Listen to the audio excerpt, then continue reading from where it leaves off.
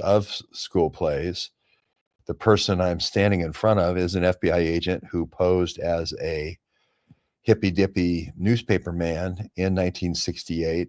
I was 8 years old. I was staying with my sister in Chicago during the Chicago convention, DNC convention, with all the violence with Mayor Daley and people throwing excrement and shooting, and a person was murdered in our apartment building in the elevator with blood all over the wall. That's always fun to see as an 8-year-old. So that was a very memorable time. You always seem to remember the blood all over the wall in an elevator. That's kind of one of those things. And it was, it's like, hey, that's odd. I don't remember being in an elevator before as a child. I remember I was on the 7th floor. I remember I asked my brother-in-law if you die, if you were trying to run from the murderer, if you die, if you jumped out the 7th floor window. They had a 7th floor balcony. Yeah, this is, thank you. False flag, in my opinion. Yes. Thanks for reposting the stream. I appreciate it. Hold on to your seats. This is going to be mind blowing. Yes, it is going to be mind blowing. And this guy right here, Wayne Manis, problem reaction solution, Hegelian dialectic, less tragedy, more hope. Absolutely. All those things. This guy, Wayne Manis, is from Coeur d'Alene, lives in Coeur d'Alene. I think he's 80 now. He's a lot older than me during the Chicago convention, but he was an undercover guy for writing for this newspaper called The Seed. This is planting the seed of terrorism, make crime. He was arrested here for dealing in LSD.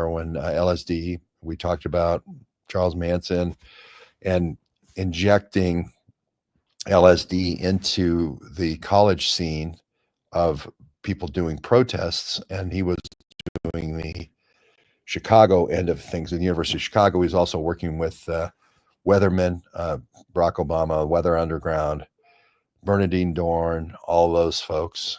So this is, make crime in Chicago. Thank you. Yeah, do hit the like button. So this, before this, he posed as a hitman for Carlos Marcello in New Orleans. That's why he later worked on the creating David Duke as a somehow white supremacist KKK. When they resurrected the KKK from 100 years before. Nathan Bedford Forrest is kind of the last real KKK guy, and so Mississippi Burning is this guy, this whole idea of Mississippi Burning, the bombing of the black churches with the kids and all that.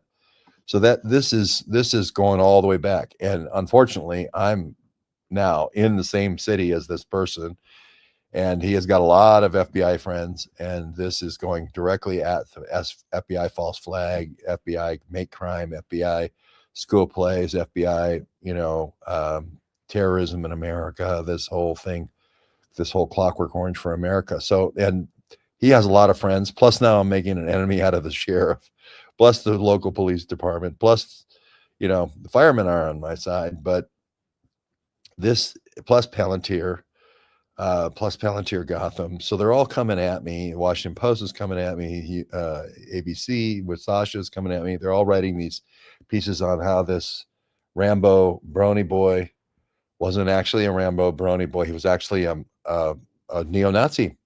He's a neo-Nazi, just like Richard Butler, just like the fake Aryan Nation, just like Ruby Ridge and, Randy Weaver. You knew that was coming, didn't you? You knew that. And again, massive.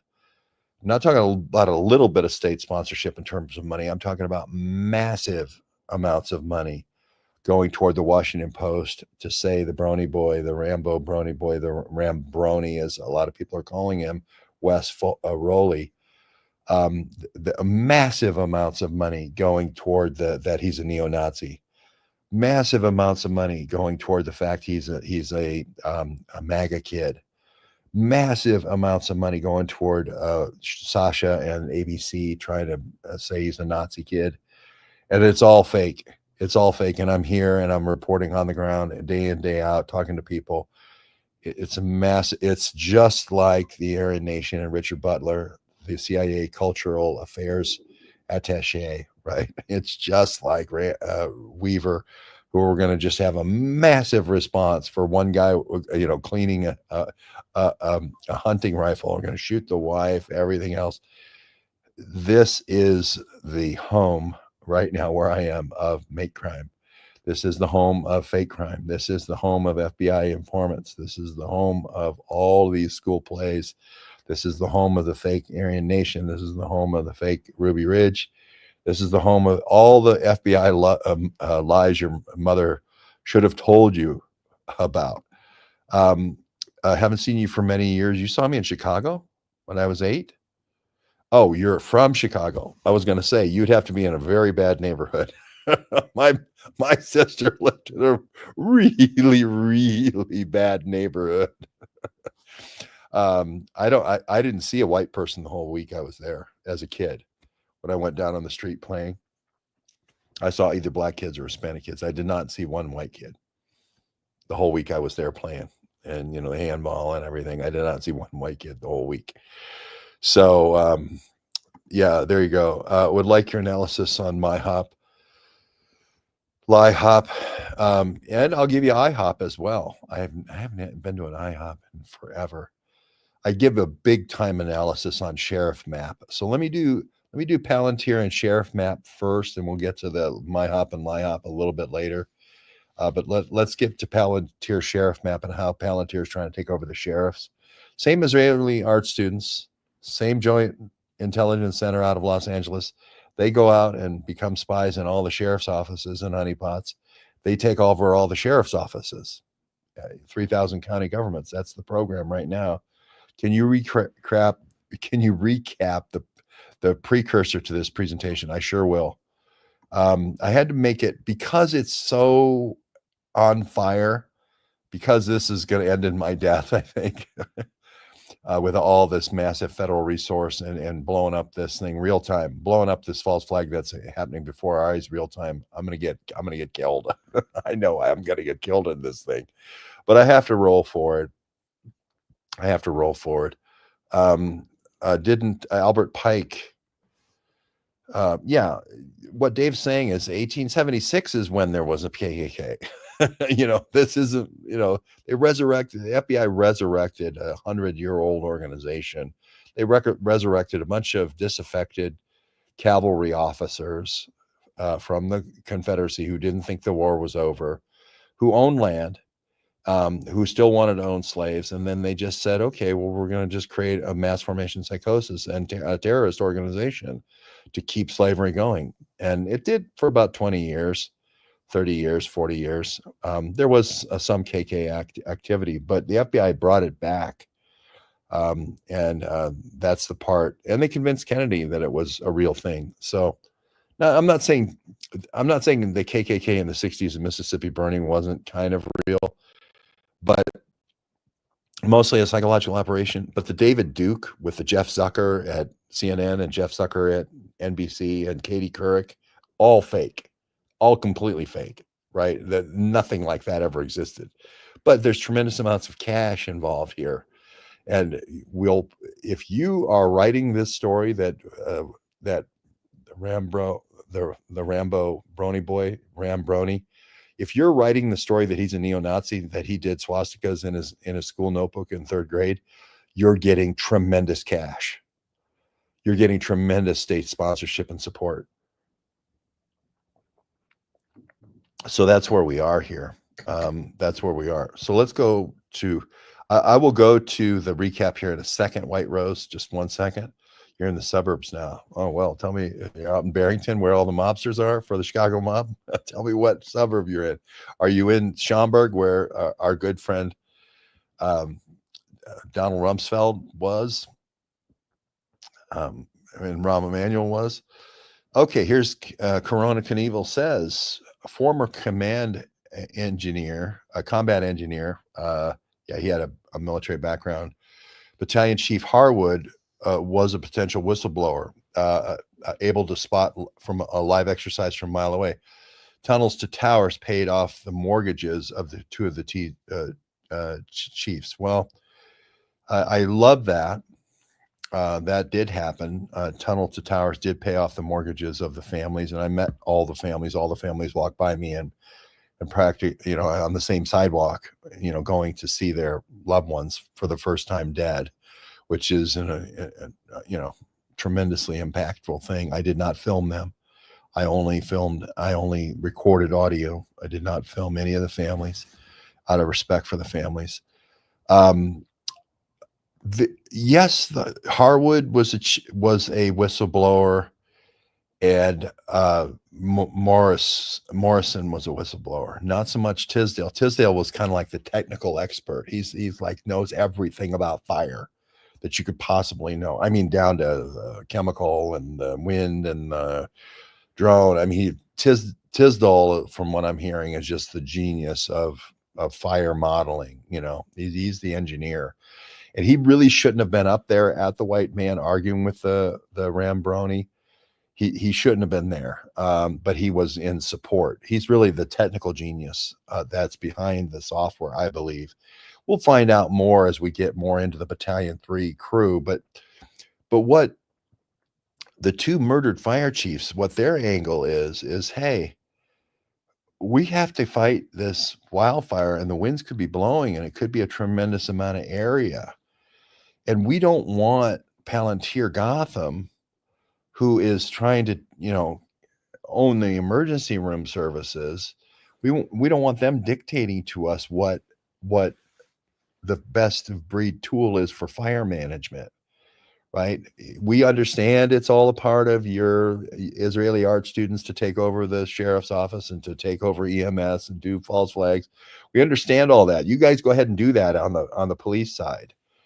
But over here in the fire area, especially when you start getting into wildland fires, where the kids in the Columbia Gorge, where they lit the fire with the sparklers or whatever they did, and they burned down half the gorge almost all the way to Portland. I was there for that, I believe. Well, there was several fires. There was several fires up in the Hood River area, but then they had one after I left that almost burned the whole gorge down. And this is the Columbia Gorge, the most beautiful,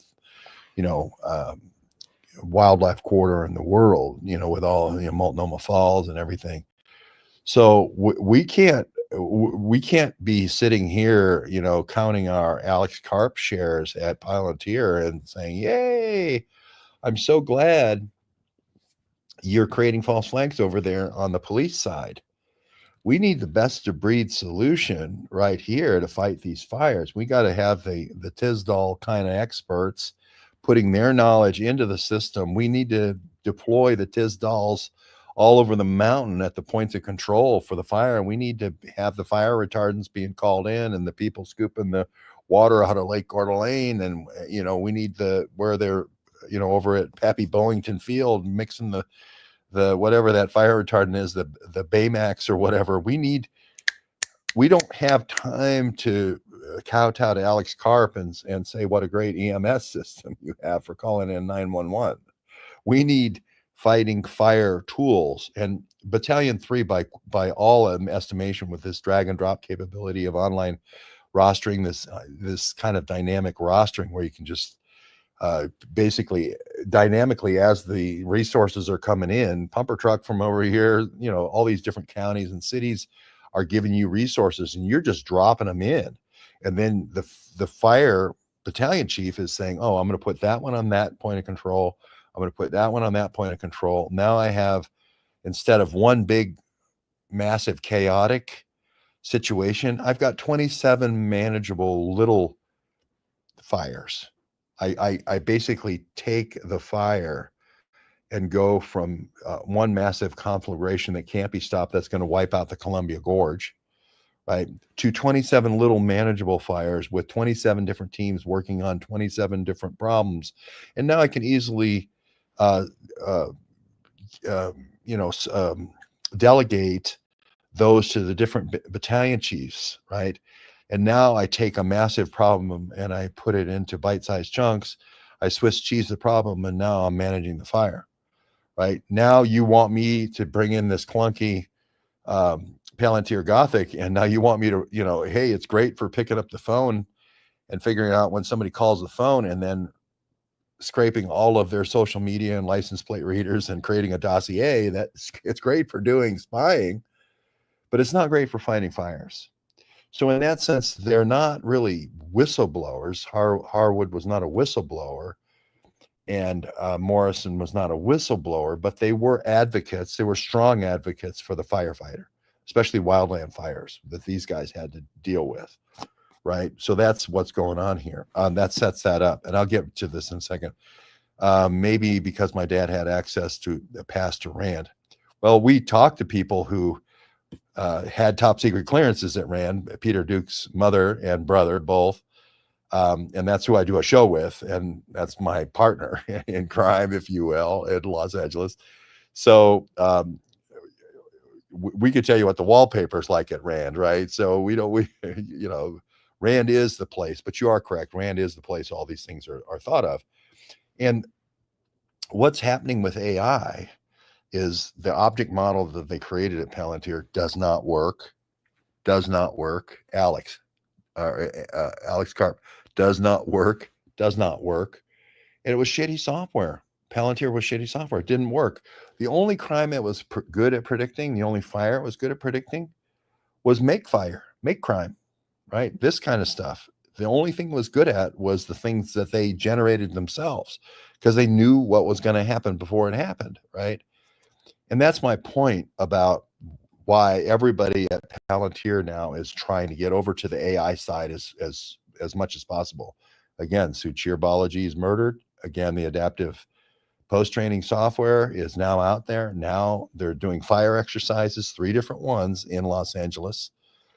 Scale AI, they're doing Fire AID and DeepSeek Labs. And all of a sudden now, Palantir has a predictive fire capability. Ooh. Who predicted that? We did. And a lot of people made a lot of money on our prediction that Palantir was going to add these AI capabilities and start working. But this is what Palantir is trying to do to placate the fire guys.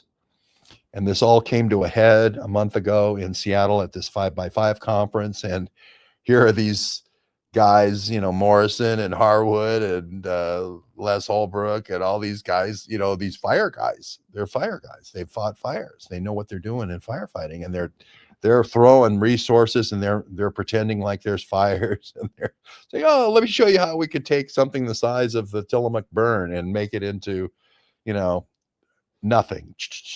Okay, good. That fire's over with, So they're wizards. They're blowing everybody away at this 5x5 conference. And here's Alex Karp, looking at all this with Palantir, and he's looking at this. I don't know if he was there, but Palantir people were there going, holy shit, this thing's amazing. This is a fire chief, battalion chief's tool to making 1,000 fire, a massive, overwhelmingly complex fire that just totally wants to make you just jump out the window into a very manageable set of small fires that are small teams that could be discreetly apportioned, and then it can be, taken out one at a time. And you get this real-time readout with the red, green, blue kind of analogy, a Homer Simpson type red, green, blue readout. And all of a sudden you're putting the fires out, right? And now all of a sudden this thing that was this massive thing is now reduced to nothing, right? Reduced to nothing. Now, it's interesting that they were blocked when they set the fire for the escape of whoever the real shooter was. These guys were blocked from putting it out. Why were they blocking Harwood? Why were they blocking Morrison? Why were they blocking Tisdall? I think the reason Tisdall is blocked is because he's the fire expert. And I'm not saying that Harwood and Morrison weren't experts. They were. They 28 years, 17 years. I'm not saying they weren't experts, but I'm talking about this other guy, Tisdall, who's just fucking genius. I mean, it's a fire genius, a fire savant, right? A fire whisperer type guy is what I'm hearing about him, right? So you had these 3 guys that are going to come up, and they're going to put out the fire. And this is maybe the Travis Decker plan, right? To get Travis Decker into Canada, right? This is what some reason they set this covering fire to get to get somebody out of the country, right? That's why the fire gets set. Now, was Brony Boy, was Ram Brony uh, befriended by Decker or someone, or whoever the sniper was? It's Decker. I start with my list with mass murders, and they said, okay, we're going to start this fire, and I'm going to get out of here. They've left open the John Wilkes Booth, trailhead for me. I'm going to take that trailhead and go. I'm going to get to the boat that's been set up for me at Priest River. I'm going to take the boat at Priest River, and I'm going to take it, down the Ponderay River, and I'm going to take it to the Columbia, and I'm going to go out to Canada that way. That's the escape plan. I've got an elementary school teacher that's just took her dad's boat out yesterday, took it all over Spirit Lake. She's carting it up to Priest River as we speak. And that's the boat I'm going to get away on. Nobody's going to expect me to go that way by boat to get to Canada, right? So we don't know if that's what was happening here. And you needed some kind of diversion fire so he could go and get that boat and go up the I think it's the Ponderay River. Is it the Priest River? I think in Priest River, where Foley's father's from. Okay, that's why we went up to Priest River. We talked to all the logging folks. I think you have to go there to get beyond the falls. Something Abilene Falls began with an A. But from there, they told me you could get all the way to the Columbia. And you know where the falls is, where you have to get out? You won't believe it. It's Medellin Falls. It's the same Medellin Falls, the last falls before Canada on the escape route up the river, that this guy was meeting with the violent offshoot group of the Aryan Nation. Same exact spot, Medellin Falls. So if you watch the movie The Order with Jude Law, you'll see this violent splinter group I call Violent Bob stands up in church and says, who's with me? Who's with me to be violent? That's Medellin Falls. That's at the end of this potential escape route with Travis Decker, right? We think Travis Decker befriended this school teacher. If you don't know the story, she leaves a family gathering of 12 people. She doesn't take her phone. She's told not to take her phone. She goes up to Spirit Lake. We went to the boat dock at Spirit Lake. She's seen at Spirit Lake. This is going to be the escape vehicle for Travis Decker, right? Her father comes down from, I think, Priest Lake or something like that, and shows her how to use the boat. Or somebody comes down and shows her how to use the boat. Somebody with a boat shows her how to use the boat on Spirit Lake. And then we believe she took the boat up to Priest River. And this is for the escape. This is for the Canadian escape. I now hear that the sheriff in Chelan County is hiring water teams to watch the rivers to get into Canada. So that's encouraging. But this is how people end up murdered, right? They get involved in helping the criminal escape. And then the criminal, once they have the boat, they don't need you anymore. And then they kill you, right? We think that there's another person that's, so anyway, if you, before we get too far into this, I just want to say we will avenge you, George. Thank you. I appreciate that. Avenge me with truth. Avenge me with truth, right? Avenge me with getting more citizen journalism out there. If I could die on the altar of citizen journalism and that would spawn 1,000 more citizen journalists, that's what I really want. But I know that this sounds like a complicated plan, but if I'm Travis Decker and I've already murdered my 3 kids and I'm trying to get to Canada, we know he's trying to get to Canada. He's Googling trying to get to Canada. He killed his kids on the way to Canada. We know he's trying to get to Canada. We know he's a deep state murderer. We know he creates false flags. So everybody buys Palantir, right? Gotham. So he is our boogeyman. If we don't have that boogeyman, Travis Decker, we don't have Palantir software in all the sheriff's departments. It's just that simple. We need to get our boogeyman to Canada. You get it, right? We got to get our boogeyman to Canada. So what's going to be the plan? Are we going to go walk overland? No, they're going to be watching overland because they've got the drones. Are they these damn fire guys? We have all the drones, right? Are we going to go through the normal crossings? No, Customs and Border Patrol. They're going to be all over the place. How about going over with a boat, with an elementary school teacher? The elementary school teacher's going to be driving the boat with another couple. They're going to look like a young couple. They're not going to be suspicious. Travis cuts his beard and Travis makes it to Canada, right? Easy peasy. Is it the Priest River? I know it's named Priest River, but is it the Pend Oreille River that goes into the Columbia, or is it the Priest River? But Medellin Falls is in the movie with Jude Law, where the Violent Bob has his violent sect. The big shootout at the end is at Medellin Falls, is it not? That's the last place you can get to, and then they would have had to portage from there. But you still got to get from point A to point B. You got to get past all the if you're taking the highways, you're going to get pictured at every one of the cameras along the way with facial recognition and the license plate readers and the human people calling in 911 on the Travis Decker escape, right? So you got going with the elementary school teacher on her boat, her registered boat is not going to trip any meters. And then we're just taking a leisurely boat ride up to Medellin Falls. We're probably staying in the same safe house that this guy established for the Violent Bob, right? And then we walk over the border, kill her and walk over the border. That's not how it ended up turning out. This whole thing went wrong. Human genome corruption is no joke. Who's covered the human genome more than me? Who's covered the Winburn? Who's covered the Winburn lab with Dr. Soon Shong more than me, and the private cancer genome project and all the private cancer genome projects of Dalston? Who's covered it more than me? How's Tisdale doing? He's better. He's in stable condition talking, but he's scared shitless. I mean, I'll be honest with you, he's scared shitless.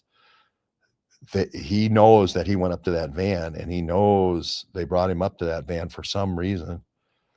But what we think happened is they befriended Rowley, and Rowley's job was to keep those guys, the fire jockeys, the experts, away from the fire, to let it get big enough to be a covering fire so they could get Decker out of the country. That's what we believe happened.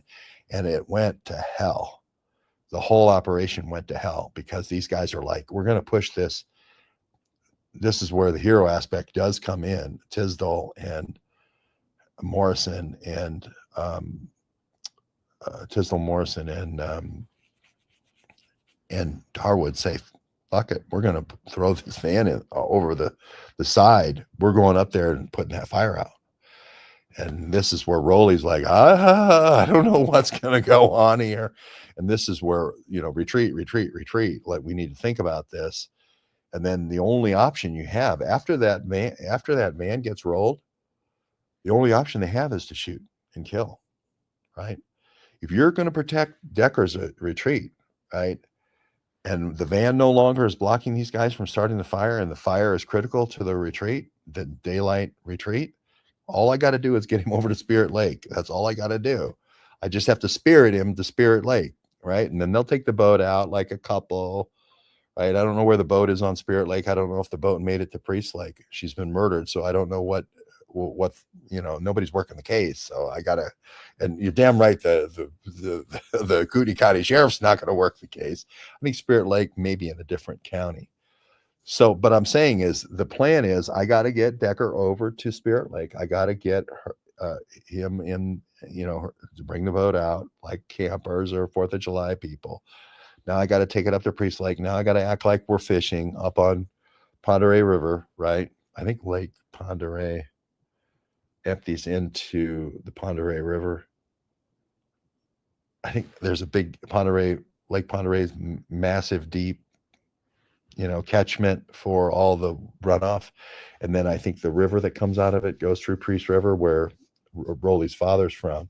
So he would know it. We went to the dock of where we thought the boat would be, but it wasn't there. But I have, surveilled the boat dock, but he's got to get there, right? And so he needs enough covering fire canopy to get to Spirit Lake. and get that boat out of the water. Now, if these fire jockeys who put fires out, blindfolded, get up there, we got hell to pay, right? So, and as soon as that van gets rolled, the only choice is to shoot him. The only choice is to kill him. And Tisdall is lucky that Tisdall's lucky. And I think there might have been at least 2, maybe 4 in the protective team. At least 2, maybe 4 in the protective team. When they said that they thought there was 4 people and there was this hail of bullets coming from everywhere, it could have been at least 2. Greetings from Dalton Gardens. Oh my goodness, that's close. Well, I know what I'm talking about. Dalton Gardens is right by Hayden Lake, right? There's a Dalton Street where the main office for the sheriff is. This is getting real close here, but you probably know that the teacher was from Hayden Lake, from the Atlas Elementary School. This is a most wonderful. We talked to everybody who knows her. She's the most wonderful 42-year-old woman. Her name is Serena Harrison. She's the most wonderful woman in the world. It's absolutely who you would think of as your Sunday school teacher that never said a swear word in her life, that would do anything for anyone, anytime. If you had a friend call and say, oh my gosh, my husband took my car and I need a car for a year, ran away with a car, she would give you your car, literally. I mean, this is the kind of incredible woman this was. So I could easily see her, especially at a church group, because we think Decker may be working these church groups to find Confederates for the escape, right? So he goes to the church group, he goes to the prayer session afterward, he prays with this woman. She's very devout. The only thing she took with her on the trip, she was told not to take anything. The only thing she takes is her devotional. She doesn't take her wallet. Well, I still don't know if she took her wallet or not, but she didn't bring her phone because she was told not to. Now, the only person who would be smart enough to tell her not to bring the phone on this trip to go get the boat would be somebody like Decker, who would be smart enough to say, that's going to cause tracking. I don't want the electronic tracking, right? But she brings her devotional, which is very sweet.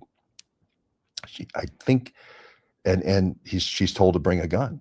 So she brings a gun. That's going to be the gun that ends up killing her. That's going to be the gun that ends up Decker is going to use to kill her for this Canadian escape.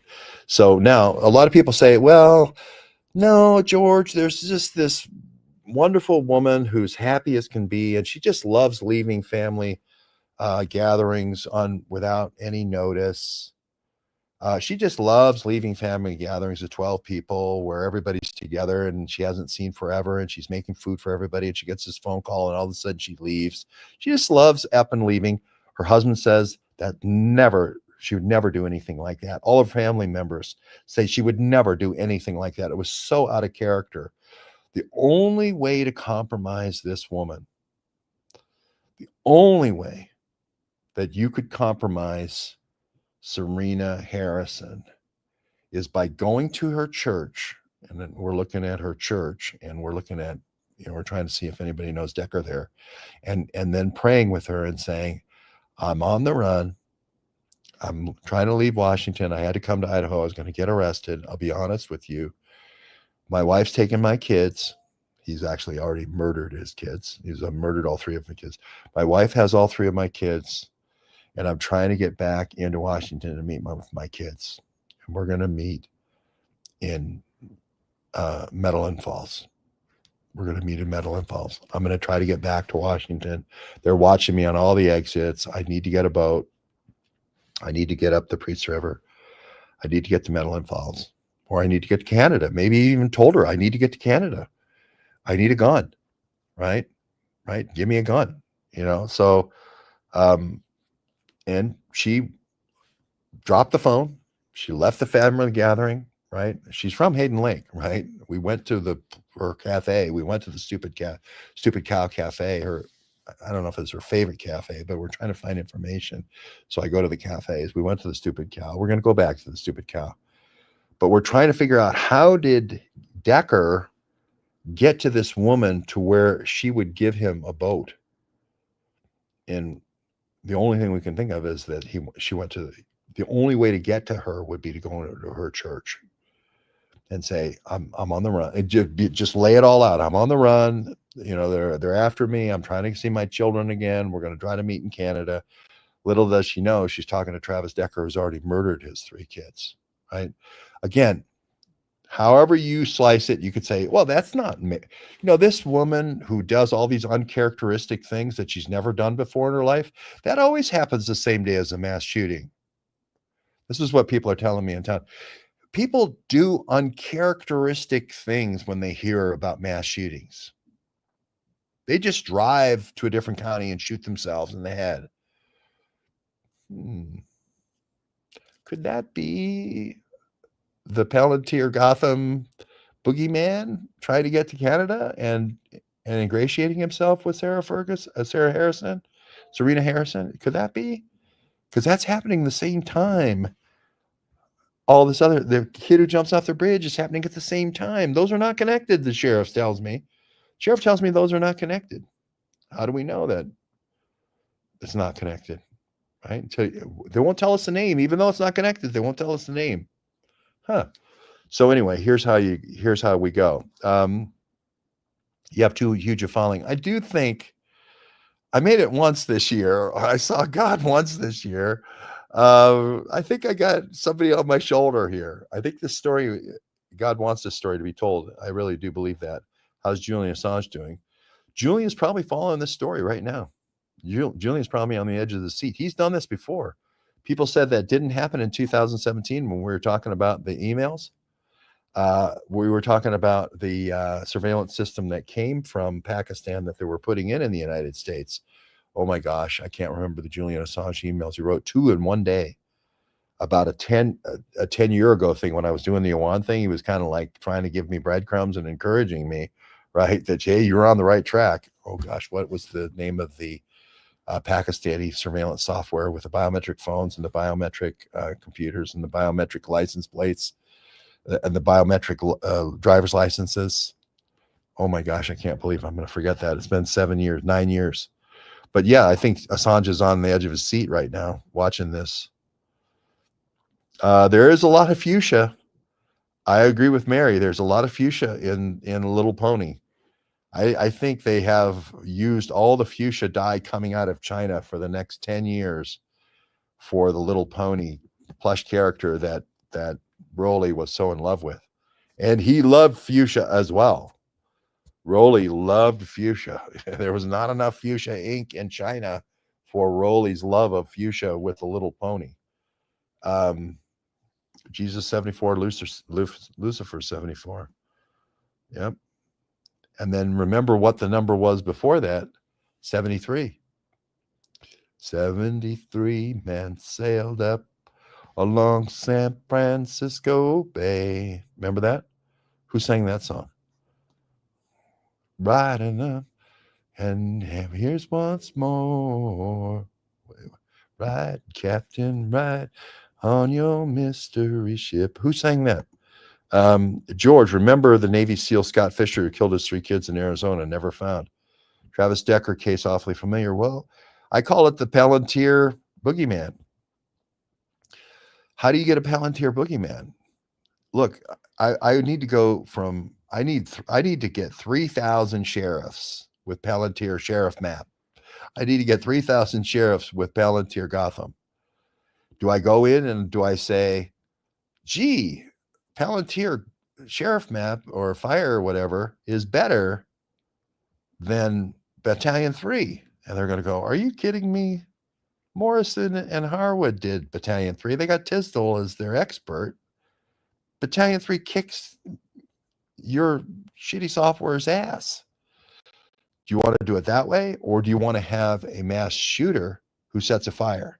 So it's a combination fire and police response. And now you need an integrated system. Don't you want to come in after the dead bodies and go, oh man, if only you had an integrated system.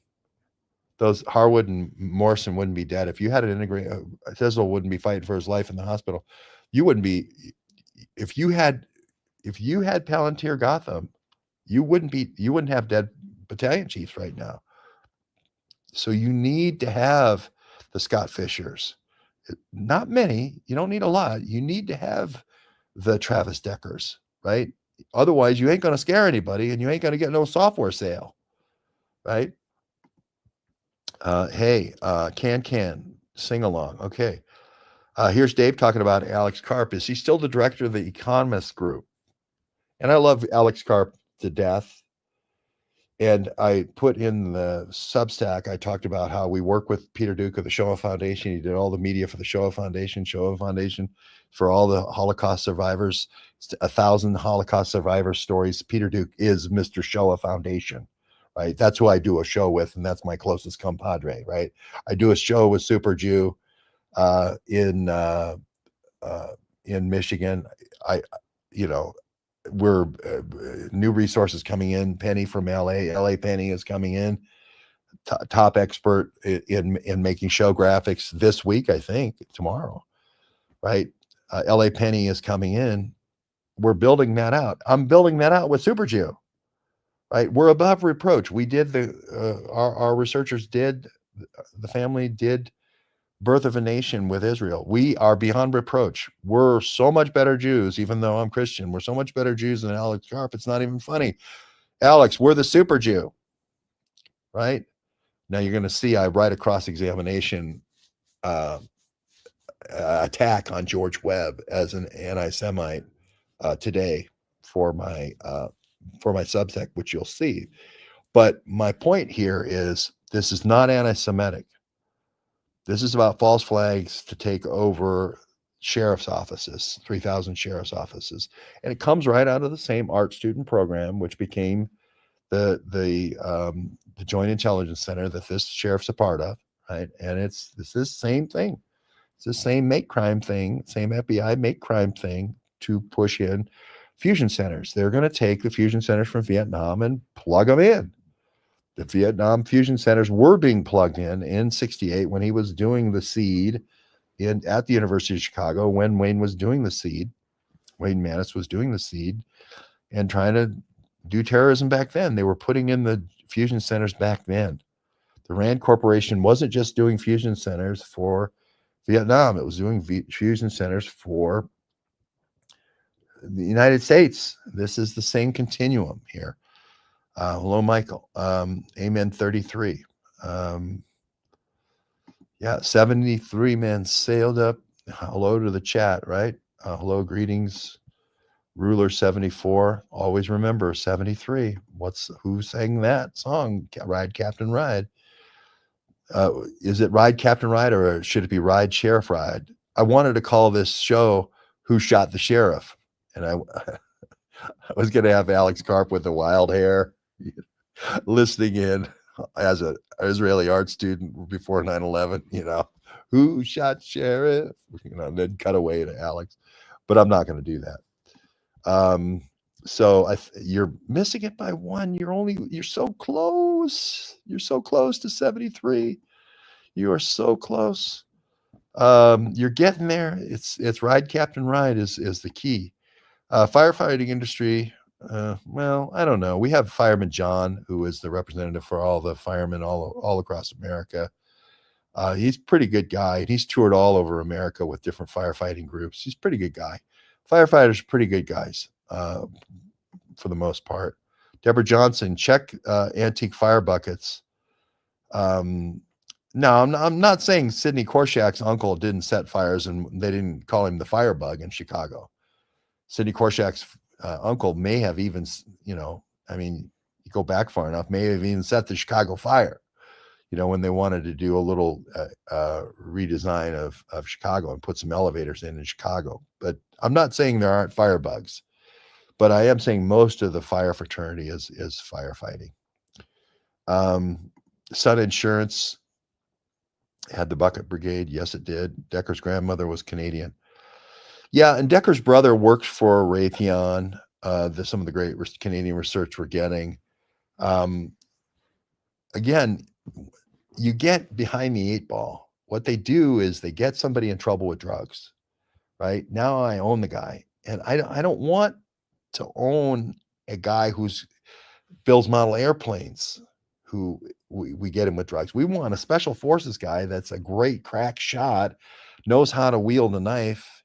If he ever was in a situation where he had to stab four people, two upstairs, two downstairs in 15 minutes, we want that kind of guy who can silently kill, right? If something goes wrong in an operation like Idaho 4, we want somebody who can go clean a house in 15 minutes silently, right? That's a different skill than building model airplanes, right? I don't want to get the goods on, drug trafficking on a guy who's not in the Army and has not been special forces trained, right? That doesn't help me. That gets me more on model airplanes. I don't need any model airplanes, right? If I wanted to have somebody build an IB Hale F-111 to tell everybody the F-111 was faster than an F-16, and somebody's going to have to believe that, then I'll go compromise a model airplane builder and I'll have him put Mach 2.5 on the F-111. And so everyone will think the F-111 General Dynamics went to Mach 2.5. Then I'll go get a model airplane builder. But for right now, if I'm trying to get Palantir Gotham into 3,100 counties, I need a boogeyman. So the guy I want to compromise is going to be a boogeyman. I need Violent Bob. Look at Wayne Maness. He got Violent Bob. He got Violent Bob up at Medellin Falls. This is exactly where the river goes until you can't go no more. This is where that Decker would have had to got out of the boat and got into Canada, right? At Medellin Falls. You could say, hey, my boat crashed. I was on vacation. My boat crashed, right? I'm going to see my grandfather. He lives in Canada. It crashed. Now I gotta walk or whatever the story is. I think his story was he wanted to take the woman because the woman kind of tamps down the suspicion, shave his beard, whatnot, and go as a couple, right? And say, oh, we have our boat, we're boating up the Priest River, and then here they look at her stuff. I fell in the river, I lost my ID, but here's my wife, right? And she's a school teacher at an elementary school in Hayden Lake. She's a Bible study teacher, and her other thing is her devotional. And you're trying to get to Canada to see your grandfather? Yeah, come on in. RCMP would say, come on in. Right? And she ends up getting shot in the head a day later. And the Kootenai County Sheriff doesn't put that together. They even take the body and make sure the body ends up in Shoshone County so that it's not a Kootenai County thing. They're trying to keep this stuff away from Kootenai County, right? So it's kind of funny. Okay, happy 4th. It's the 5th, isn't it? Oh, it's the 6th. It's the 6th. Sorry. Armageddon. We're getting close to that 73. I can feel it. Is Armageddon the people who did Ride Captain Ride? George, what you're analyzing my intuition and intellect brings me to Derek Groves, escapee from New Orleans jail. You're naming all the people. If I'm Maness, if I'm Wayne Maness, I want to start with people who are desperate, right? This is how the Promise software worked. The Promise software worked by going to the jails. You want to come up with an army that's going to overthrow Fidel Castro? Wouldn't it be better to go to places like Guatemala where there's a whole bunch of people who own property back in Cuba and then want to go back and get their property? Would it be best to go to the jails? If you could get to the jails and open the jails? Isn't this what they did with the Bastille? When they opened the jails of the Marais and all the prisoners of the Marais came out, and then they gave them guns right as they were coming out of prison, and then they stormed the Bastille. Isn't this exactly the Promise software, right? Isn't this what you want to do, is take somebody who is a desperate murderer who knows how to kill, has been special forces trained to kill silently with a knife, like the Idaho 4, somebody who knows how to do sniper, as a real sniper, not like Randy Weaver, but a real sniper? Isn't that who you want to create mass formation psychosis? Isn't it interesting that while this mass formation psychosis is being created here in Coeur d'Alene, isn't it interesting how Travis Decker, and they never mentioned Travis Decker?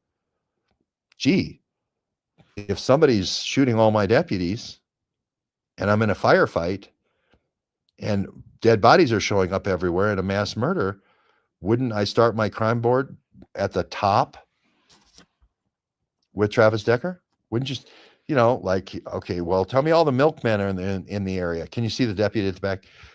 Hey, I just wanted to mention, as far as the crime board goes, my milkman didn't show up and didn't deliver the milk today.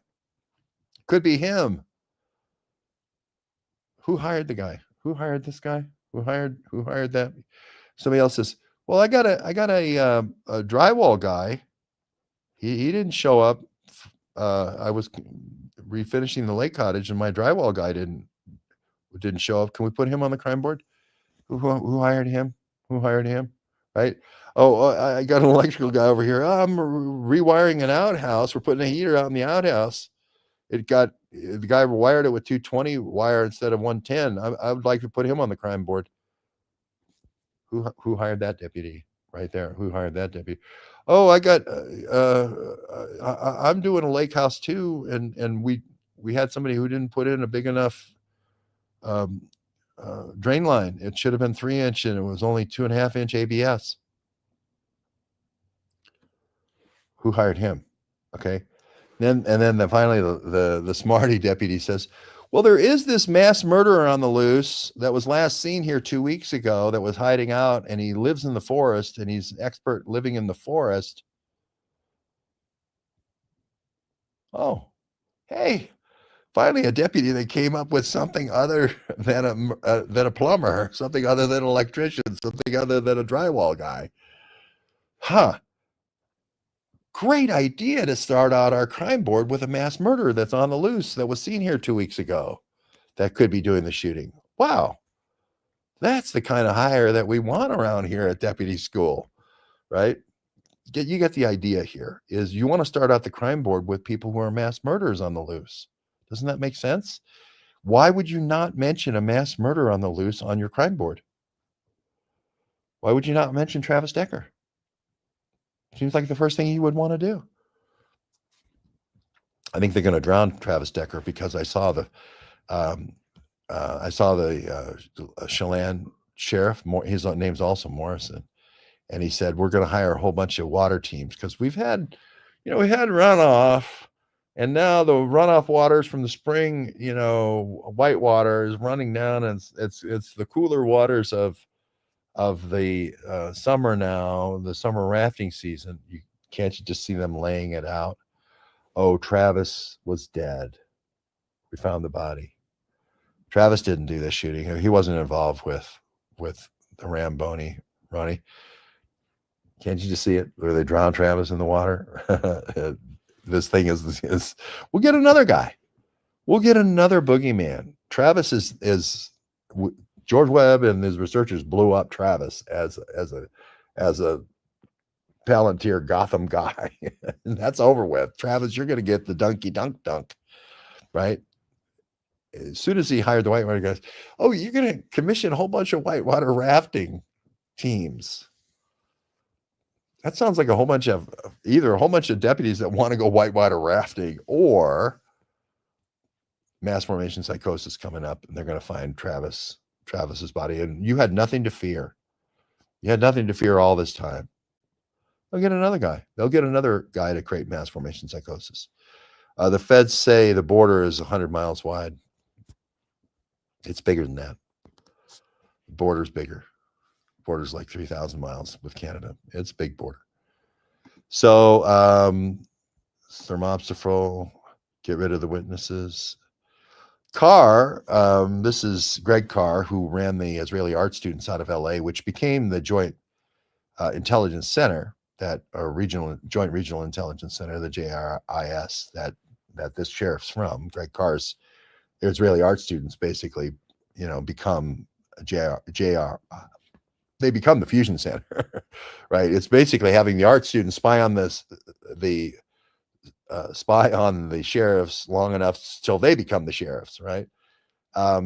Prominently was featured with Scott Pelley in a 2020 segment about Mozambique. You don't need any better metadata. You've heard my battle with Scott Pelley going back and forth, right? You don't need any better metadata to see somebody who's state sponsored to talk about the Mozambique park. They're doing a civil war in Mozambique. They're supplying weapons. This is Scott Pelley providing a cover story. On September 2nd, 1974, serial killer Ted Bundy abducted female hitchhiker from I-84 on the outskirts of Boise. Was he working for Nelson Rockefeller? And Dave's saying that Bundy could have been a mass formation psychosis. Well, if you look at Kohlberger, he does look an awful lot like Ted Bundy. He does look an awful lot like Ted Bundy. And where they got Kohlberger, though, was they're going to create a mass formation psychosis, and you're going to have to do the recruiting of these girls on Instagram with Idaho 4, right? And you're going to have to drop off the killer, and the killer's going to have to go in there with a knife and is going to have to kill 4 people, silently, which is a special forces thing. It's not a thing that you learn in graduate school at the University of, at Washington State, where he was at Pullman. Not something they teach you how to silently kill 4 people with a knife in 5 minutes. You're going to be the wheelman, right? Well, what happened?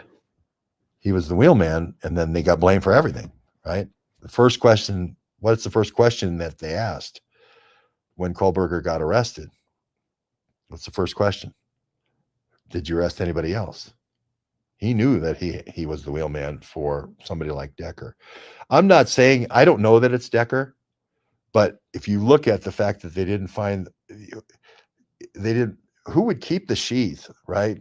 Of the knife, who would put it under the bed? If you would take the knife out of the sheath, wouldn't you? And then go in and commit the murders, right? Who would bring a sheath in and then say, well, no, I want to make sure I leave my DNA here, so I'm going to put the sheath under there. The only reason why you would set up your partner like that is because you wanted your partner to do the time, and you were still going to create mass formation psychosis. This is why I say Decker, I think, did the murders.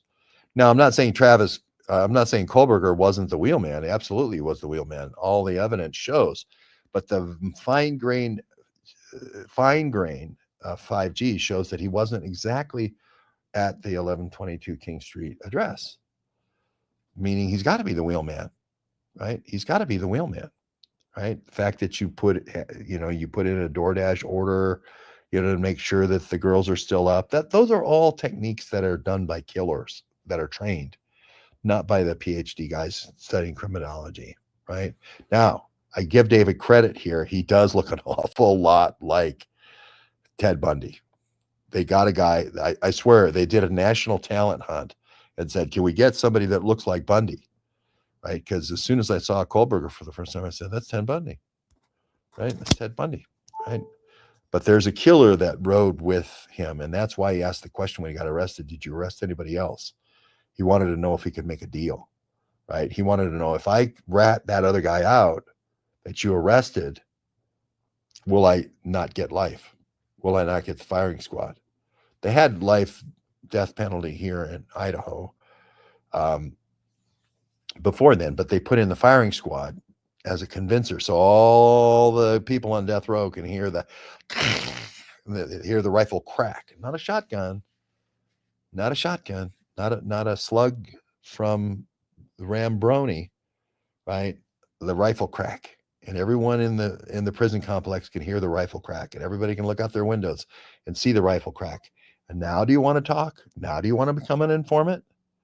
You just saw Private Eddie Slovic get shot, right, in the firing squad. Now, do you want to become an informant? Right? Now, do you want to become an informant? You get to ride around in cars and go to live in the forest, and we'll have a kid bring you food. Now, do you want to become an informant after you saw Private Eddie Slovak just get shot right in front of your eyes in Boise at the state penitentiary? Now, do you want to become an informant? Right? Happy 4th. The largest in Colorado history was set by a female park ranger, now in prison. The largest fire in Colorado history. You're getting closer. 73 men sailed up to the San Francisco Bay. Who was it? You're getting closer. 73 is the number. Michael Callahan loves the speedboat escapes. They're incredible. Miami Vice had a lot of speedboat escapes. You saw me film the cigar boat. You saw me film the cigar boat in in in uh, in Sandpoint. That's on the Lake Pend Oreille, and you can get up the Pend Oreille River. Why did I film the speedboat? Well, I thought, well, you, I mean, I don't know where she took the boat. I don't know where the kindergarten teacher took the boat. She could have taken it to Priest River because Jason Rowley was, Wes Rowley's son was Jason. We went there, but we also went to Sandpoint. We also went to the place where the speedboats were, and I picked the fastest speedboat possible. And you see it in the film behind me. I picked the most expensive, fastest speedboat possible